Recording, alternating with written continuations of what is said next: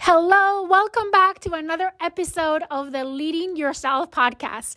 Today is our 50th podcast episode. Time flies by when you're having fun, and is the fourth episode of season number 3. And this season, just to recap what we've covered so far, we started talking about goal setting.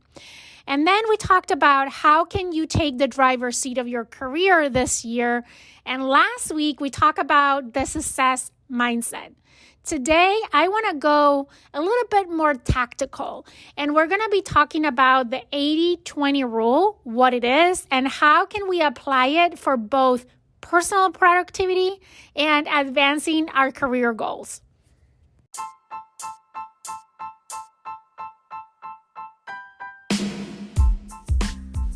Welcome to the Leading Yourself podcast. This is your host, Carolina de Arriba. I'm an HR professional, health and fitness coach, wife, mom, and above all things, a goal-getter. In this podcast, we're going to be digging into all things leadership, professional and career development, habits, and relationships. This is a podcast for those who want to become the best version of themselves. Those who have big dreams and are willing to embrace the journey and put in the work to achieve them. My goal is to share with you the tools, tips, and tricks to help you in your journey. So let's dig into today's episode. You, like me, probably have heard of the Pareto principle at school. This principle is named after the Italian-born economist Wilfredo Pareto. And the principle itself is very simple. It basically states that 80% of outcomes result from 20% of all causes or inputs. The original observation of this principle was linked to the relationship between wealth and population. Keep in mind, this was back in the 19th century, right? So according to Pareto, he observed that 80% of the land in Italy was owned by only 20% of the population. And he extrapolated that to other parts of the world, and he saw the same correlation. Today, this principle is applied in many areas. Let me give you a few examples. These are more on a corporate level, but we'll get more to a personal level. On a corporate level, we can see things like 20% of the sales rep generate 80% of the sales of that company, or 20% of the customers account for 80% of the total profits, or 20% of patients account for 80% of healthcare spending. As I said, this principle can also be applied on a personal level. I think that time management and productivity are probably the most common uses for the Pareto principle, or as we will call it going forward, the 80-20 rule. So in today's episode, I want to go a little bit deeper into two scenarios or two contexts on which you can apply this 80-20 principle. And that is productivity and career goals.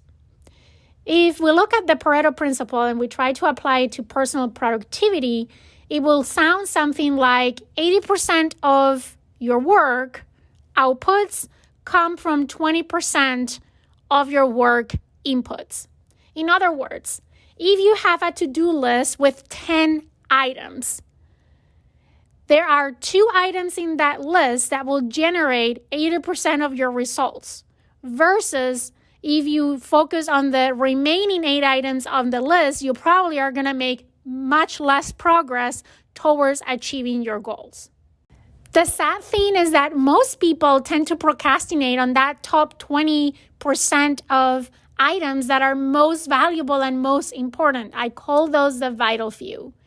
And they're busy, or they keep themselves busy instead with least important 80% of the task. I call these the trivial many. And these really don't contribute much or very little to their success. Often we see people who appear to be very busy all day, but they don't seem to accomplish much at the end of the day. If you've ever find yourself feeling that way, that is because you're busy working on tasks that are low value while you're procrastinating on the 1 or 2 activities that could make the real difference in your work and in you accomplishing your goals, whether personal or career. The most valuable tasks that you can do each day often are also the hardest and more complex. But the payoff and the rewards for completing those can be huge. So here's a tip. Before you start working on a task, ask yourself, is this task part of the 20% of my activities, or is it on the bottom 80%? Just asking this question can help you stop and reflect and determine if you're using your time most productively. Here's the thing. We're typically tempted to clean up our to-do list. I don't know about you, but I find satisfaction in crossing things off of my list. So many times, what do? We start by the long-hanging fruits, those easy tasks that we can easily accomplish and we can easily cross off our list because that makes us feel that we make progress, that we accomplish something. And as I said before, that top 20% of activities that are going to help us create 80% of the outputs in our work typically are the ones that are more long-term focused, that take more effort and more time.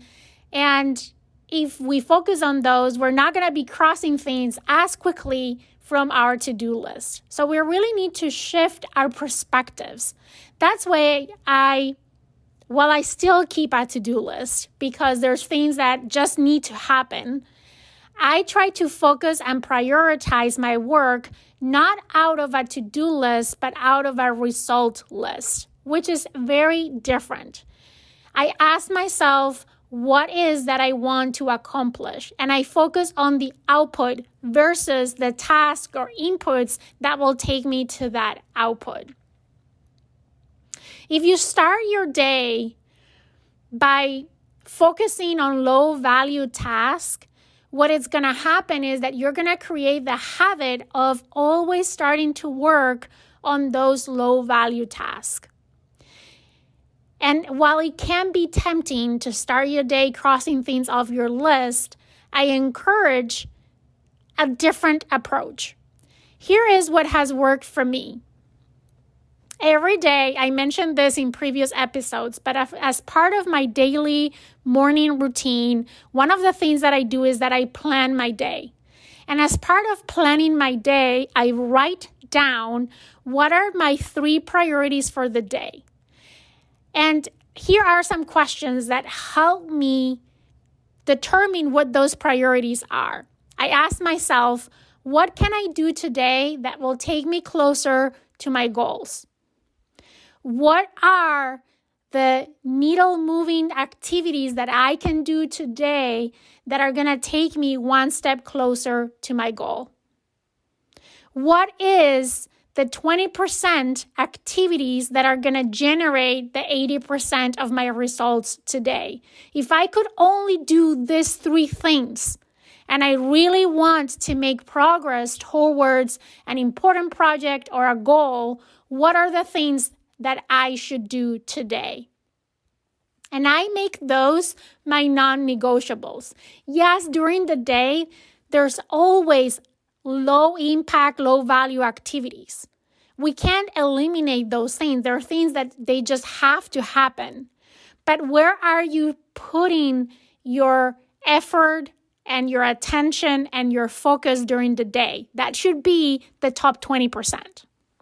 And then what I do is that I blocked 30 to 60 minutes first thing in the morning before I even check emails to tackle one of the things in my top 3 priority list. This simple habit and really just investing those 30 to 60 minutes a day has made a tremendous difference in me making progress towards my goals. And also going to bed every night feeling that I took a step forward, that I made an impact, that I made progress, that I did something of importance in my day versus just being busy all day. Because it's easy to get trapped into busyness. Now, if we talk about productivity, I think there's two topics that we need to talk about. The first one is technology. Technological progress has put amazing tools in our hands. Our civilization has made tremendous progress over the last decades as a result of all the technological progress that we have in our fingertips. But while that is terrific, not always we're using those to our best advantage possible. People still assume that they need to get more out of doing more. And that is not always true. You know, we have today so many tools at our fingertips. There's so many productivity apps that you have on your phone today that our parents, when they were our age, didn't have any of those tools. And we would think that productivity, human productivity, should have skyrocketed as a result of all these great tools that we have. But the thing is, that is not always true. Because a lot of times technology becomes a distraction more than helping us be more productive. When we have so many options with so many tools, it's easy to get distracted. And trying to apply too many tools and make our lives much more complicated when now we're focused more on the tool that we are on the output that we want to create. Or it's just a constant distraction, beeping on your phone, vibration of your phone, that's constantly distracting us. I did a podcast episode on how to increase your focus. I really, really encourage you to listen to that podcast episode if you struggle with distractions, especially technological distractions. Now, I mentioned as human beings, we assume that we need to do more if we want to accomplish more. The reality is that if we want to be happy, if we want to feel productive, what we need is to find ways to do more by doing less, or accomplish more by doing less. And we only can do that if we examine our priorities. Prioritization is so important. And using this 80-20 rule can help you identify what is that top 20 vital few activities that you need to focus on so you can generate much more results and outputs in your life. The second thing that I think we need to talk about is this pride that we have in being busy. Our default answers when someone asks us, especially at work, how are you, is typically something along the lines, I'm busy, I'm stressed, I'm tired, I'm overworked.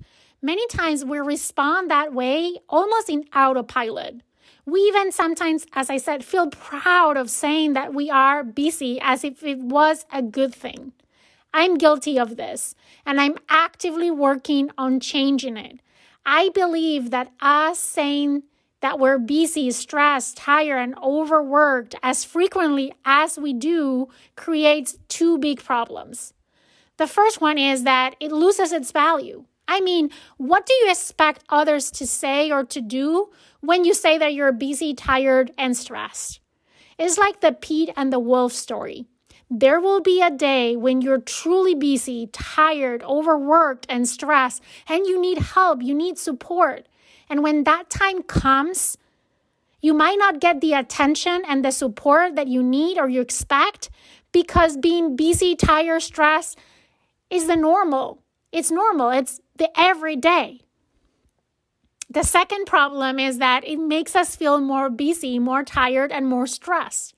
It's a mindset thing. We talked about mindset on the prior episode. If you keep telling yourself that you're tired and stressed and busy, you are not gonna be able to feel otherwise. You are only making that feeling worse, and you're going to act as you feel because your thoughts create your feelings and your feelings create your actions.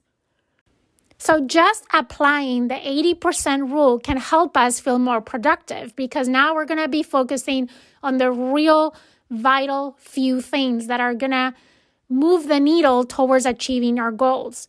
But I think it's also very important that we look our language, that we really find substitutions to I am busy, stressed, or overworked. Here are a few things that you can use instead of I'm busy.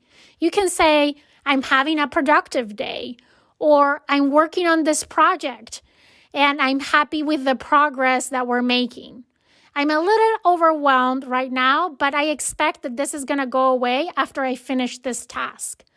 Or I have a lot of things on my to-do list, but I'm really excited about the results. Now, let's change gears for a second and let's talk about how to implement this 80-20 rule in your day-to-day. How can you make this a practical practice in your life? Here is how I personally do it. I start big picture. Every year, I craft a vision for that year. Out of that vision, I craft annual goals, and I break them down into quarters so I know what are the things that I'm going to be focusing on each quarter of the year. And then I create 90-day plans. I love 90-day plans because it's long enough so you can see progress, but it's short enough so you can grasp the things that you actually need to do. And what I do in this 90-day plan is that I write down the things that I need to do in the next 30, 60, and 90 days to get me closer to my quarterly and annual goals. And then every month, I check that list and I use that to determine what are the 20% of activities that are going to help me cross those things off my list in that 90-day plan. And I review them every week. And then every day, as I said, I establish or set my 3 non-negotiables of the day. But it's all linked to the next level picture. My daily non-negotiables are linked to my weekly expected outputs or results.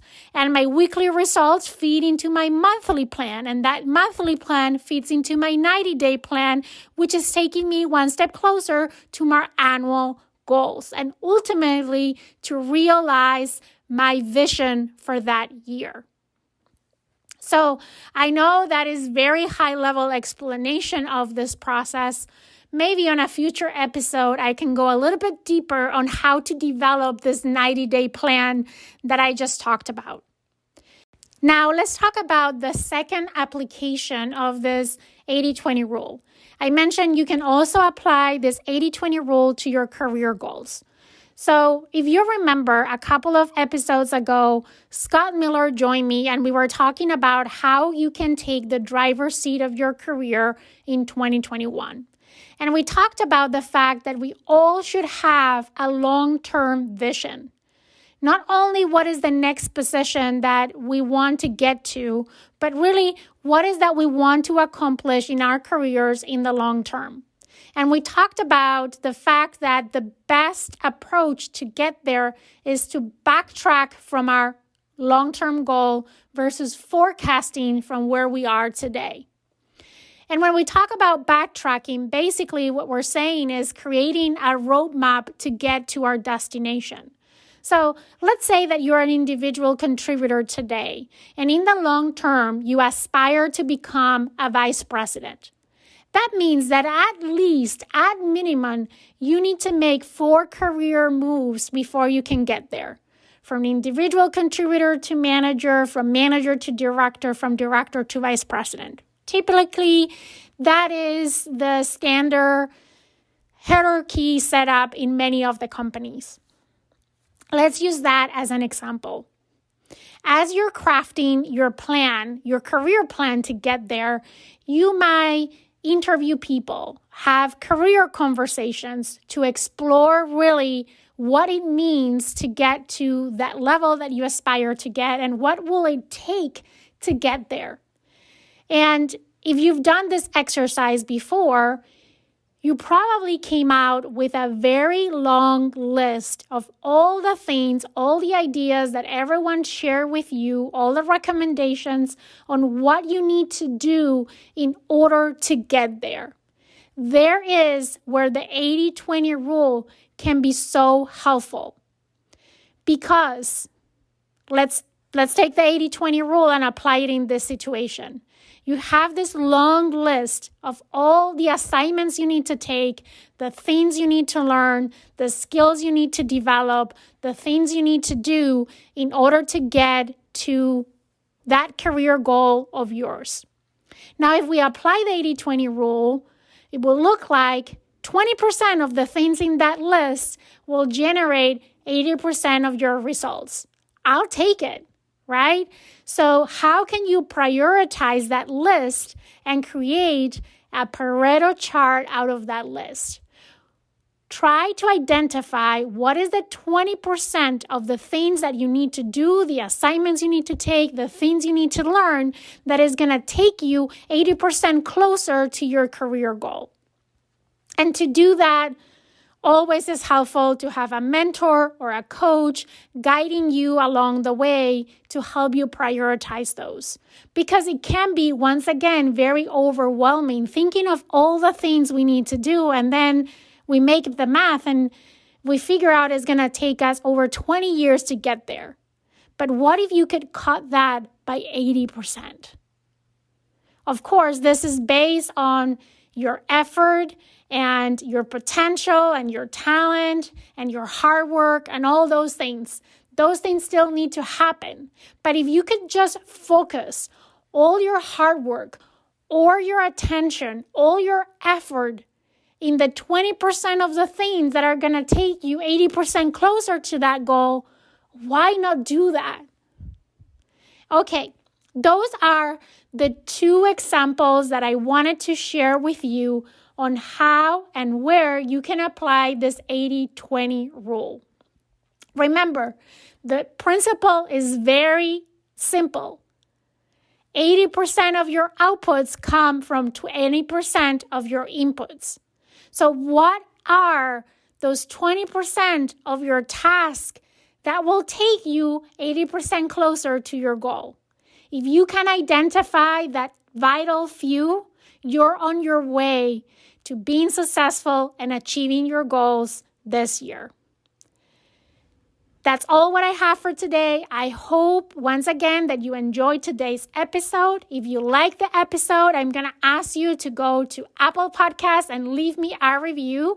And while you're there, don't forget to subscribe so you get notifications of any new upcoming episodes. And with that, I hope you have an amazing day, and I'll see you again for another episode of the Leading Yourself podcast.